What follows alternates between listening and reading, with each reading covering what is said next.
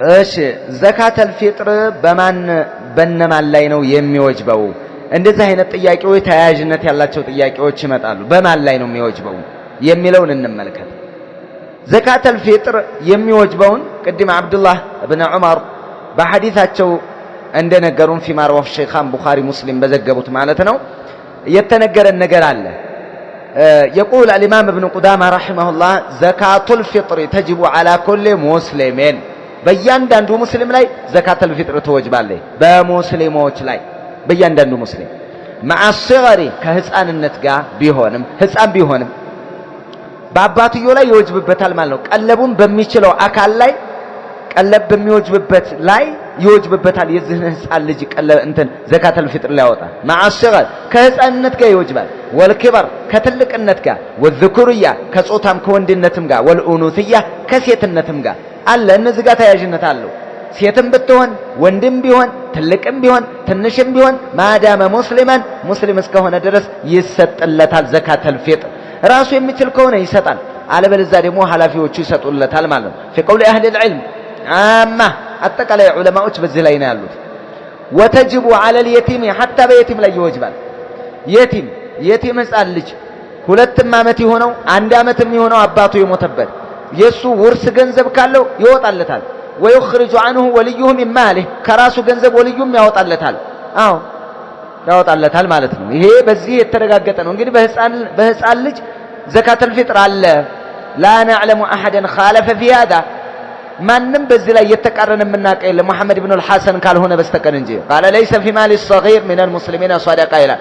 በህፃን ልጅ ገንዘብ ላይ ሶደቃ የለም ብሎ የተናገረው እሱ ብቻ ነው። ይሄ ደግሞ ሙዕተበር አይደለም ቀውሉ። ከደሊል አኳያ ነብዩ አለይሂ ሰላቱ ወሰላም ከኋላ ተናግረዋል። ምን የሚል على العبد والحر والذكر والانثى والصغير والكبير والصغير ያለው يشمل اليتيم የቲምንም ያካትታል። ስለዚህ ማን ይሰጥለታል?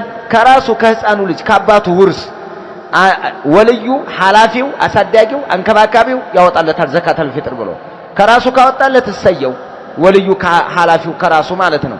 አለበለዚያ ከህፃኑ ልጅ ገንዘብ ራሱ ይወጣል፣ ሰደቀተል ፊጥር ይወጣል። وقال الحسن والشعبي رحمه الله صدقة الفطر على من صام من الأحرار بلو يمطبتها لو على الرقيق ነገር ግን ትክክለኛውና ራጂሑ በህፃንም ላይ ህፃናውን አይጾምም። ባይጾምም ዘካተል ፊጥር ይሰጥለታል፣ ለባሪያም አለቃው ይሰጥለታል። ثم استدل ابن قدامة رحمه الله بحديث ابن عمر الذي في الباب على وجوبها في مال اليتيم በየቲም ገንዘብ ላይ ራሱ ሰደቀተል ፊጥር የቲምም እንደሚሰጥለት የነብዩ አለይሂ ሰላቱ ወሰለም ሐዲስ ይሄ ግልጽ የሆነ ማስረጃ ነው። ፍንትው ያለ ማስረጃ ነው። ምንም የሚያሻማ አይደለም። ዒባደላህ የሚያሻማ አይደለም። ወሰጊር ወልከቢር ብሎ ነው የመጣው። ሰጊር ደግሞ የሽመል አልየቲም የቲምንም ያካትታል ማለት ነው። ሐታ ቀድሞ ለምሳሌ በረመዳን ውስጥ የተወለደ ህፃን ራሱ ይወጣለታል። እንግዲህ የሚወጅበው በሙስሊም ላይ ነው። ጥቅል ሙስሊም በሆነ አካል ላይ በባሪያም በጨዋም በትንሽም በትልቅም በወንድም በሴትም በእነዚህ ላይ ዘካተል ፊጥር አለ። ይሄ ነው። በዚህ ላይ ነው የምንሄደው። ምናልባትም በሙስሊም ላይ ነው ስንል በካፊር ላይ አንድ ልጁ ካፊር የሆነበት ወይ እናት አባቱ ካፊር የሆኑበት መስጠት አለበት ወይስ የለበትም ስለ ቤተሰቦቹ የሚል የሚነሳ ነገር አለ። ጥያቄ እዚሁ ጋር ተያይዞ ማለት ነው። ከነብዩ አለይሂ ሰላቱ ወሰለም ተነገረ ብለው የሚያመጡት አለ። ሰደቀቱል ፊጥሪ አን ኩሊ ሰጊር ወከቢር ዘከሪ ወኡንሳ ይሁዲይን አው ነስራንይን ብለው የሚያመጡት አለ። ዘካተል ፊጥር በትልቅም በትንሽም በወንድም በሴትም በአይሁድም በነሷራም በጨዋም በባሪያም በሁሉም ላይ ይሰጣል የሚል ሐዲስ አለን ይላሉ። ይሄን ሐዲስ በያቅይ ናቸው የዘገቡት። ወላ ሐዲሱ ضعيف ነው። ይሄ ሐዲስ አያዝም። ስለዚህ አይሁድና ነሷራ ላይ የለባቸውም ሰደቀተል ፊጥር ዘካተል ፊጥር ይወጣላቸዋል። አንተ እናቴ ነሷራ ናት አባቴ ነሷራ ነው ስለሷ አወጣለሁ የሚል ጭቅጭቅ ውስጥ አትገባም። ለምን?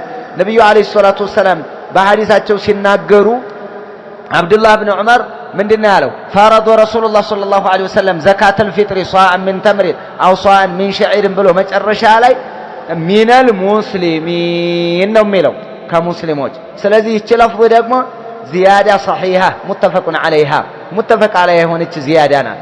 ፊማ ረዋሁ አሸይኻን። ስለዚህ ሙስሊም ሆኑት ላይ የሙስሊም ብራንች ወይም ቅርንጫፍ የሆኑት ህፃናቶቻቸው ላይ እነዚህ ላይ ነው ግዳጅ የሚሆነው ለነሱ ነው የሚሰጠው ነው የምንለው።